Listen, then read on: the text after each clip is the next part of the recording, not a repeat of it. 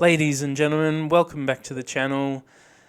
Today we're going to go through some Death Must Die updates that have come out recently. We're going through the Triple I announcement as well as the weekly dev blog that they put up here on the Steam page. We're going to get straight into this. This is pretty recent. This is from the Triple I initiative, as they call it. We're just going to get straight into this blog post here. So, we are proud to be part of the Triple I initiative and have already seen the showcase. You know that we have revealed something really exciting, talent trees. But first, the new goddess, Nin, or Nin? Nin? I guess it's just Nin.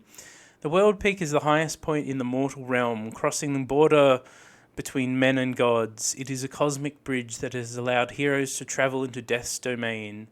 As the maker of mountains and the peak's original creator, Nin has been keeping an eye on their quest. Now she has witnessed the hero's persistence. She is ready to offer her blessings. So they've given us some examples here.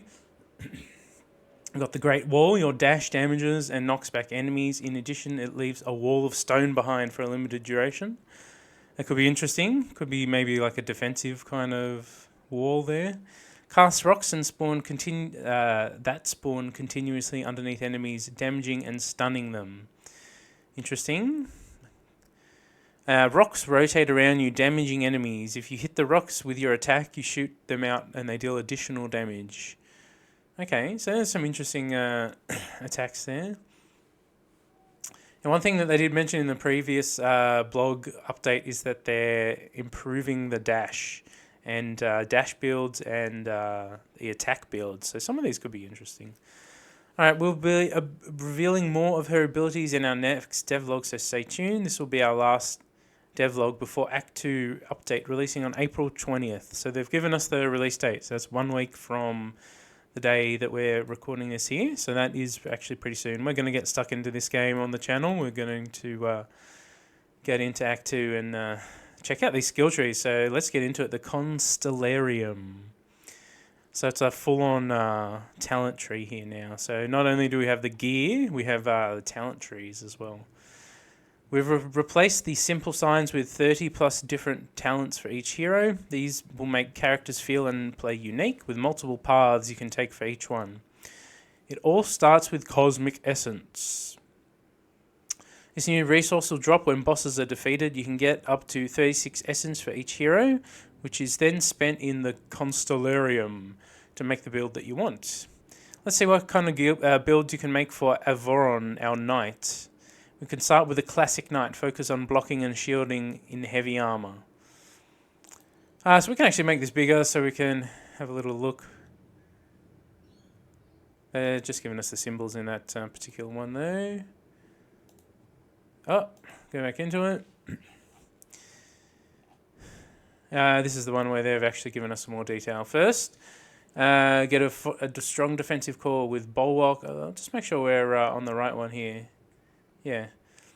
Get a strong defensive core with Bulwark, Stoicism, and Hardened Steel. So these are three like basic talents here. Hardened Steel is increased armor, Bulwark reduced damage taken, and this is increased life.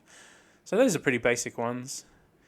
The last one synergizes with Tectonic Plating, boosting offensive capabilities. And the final point in Aegis gives you a glimpse of immortality. So Tectonic Plating here, damage is increased for every 100 armor points you have. And the Aegis down here, you have a chance to revive on death.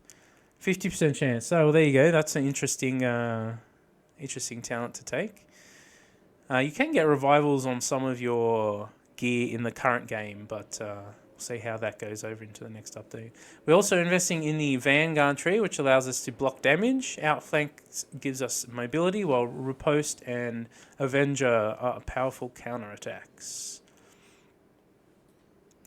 So it's just showing us basically what they've just said there, and here's a little animated. So he blocks the damage. There you go. He can become exalted. This is just one way to build a knight. Let's try something else. A holy knight, blessed by angelic powers. Looks like they're going down the other side of the skill tree here this time to show you some different skills.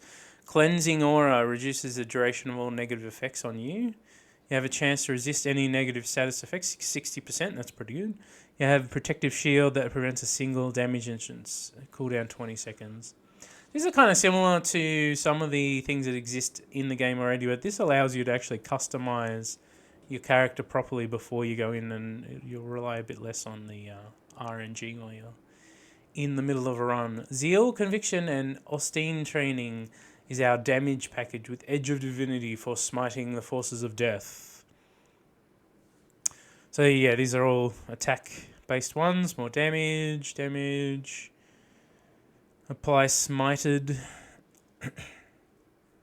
And here they've said that there are points left for utility on this particular build that they're showing off. So you get extra alterations, so you get to do more re-rolling basically, which is always good in these games. This completes our Holy Knight build. That one's going to be fun if you can run around with a shield. Some knights prefer to focus more on scholastic pursuits in the Great Library of Alum. Here the Great Archon of Alum build, and they've shown us another one here. More experience gain. Become exalted when you gain a level. Locations have a chance to be rarer, so that's an interesting one. 60% chance as well. Grant Archon of Alum down here. I don't know if I'm saying that right. All blessings offered are adept. Your adept offerings have a chance to be converted. To convert expert at a diminished rate. Interesting.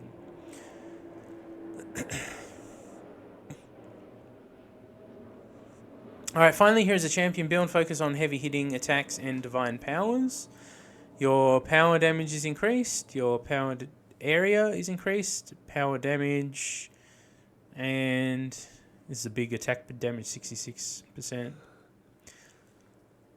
Of course, you can mix and match all of these options to create something that works best for you. So I guess that's the whole idea of building out a skill tree like this, is you can mix and match and really build out the character the way you want to take it in. So it's going to be a lot of fun. So coming April 20th, Act 2. So that is awesome. So that is the update from the Triple I initiative, which is a new indie event that's just come online recently. Which this is the first announcement I've come across from it. So I think it's brand new, but that's cool. All right, ladies and gentlemen, so that's everything we're going to do for this video. I hope you all have a fantastic day. If you like the content, please consider hitting like and subscribe to help the channel grow. And with that, thank you very much.